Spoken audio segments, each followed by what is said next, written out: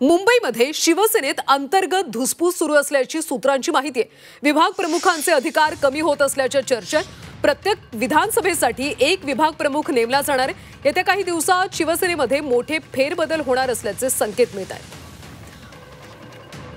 अधिकचे अपडेट्स घेऊयात आमचे प्रतिनिधी कपिल राऊत यांच्याकडून।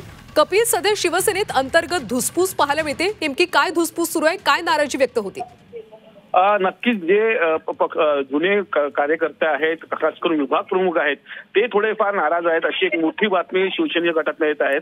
सर्वात महत्त्वाचं म्हणजे काही फेरबदल काही दिवसात शिवसेनेत पाहायला मिळणार आहेत आणि एक विधानसभेमध्ये एक विभाग प्रमुख अशी काही सूत्र हालचाली होऊ शकतात।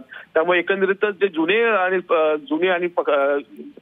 जे निर्णय घेण्याची क्षमता असणारी अशी जे पक्ष विभाग प्रमुख आहेत त्यांच्यामध्ये कुठे नाराजगी आहे। त्यांना हा निर्णय मंजूर नाहीये, काही हक्क जे आहेत विभाग प्रमुखाचे ते कमी होणार आहेत त्यामुळे त्यांना हा निर्णय मंजूर नाहीये, काही बदलही होणार आहेत।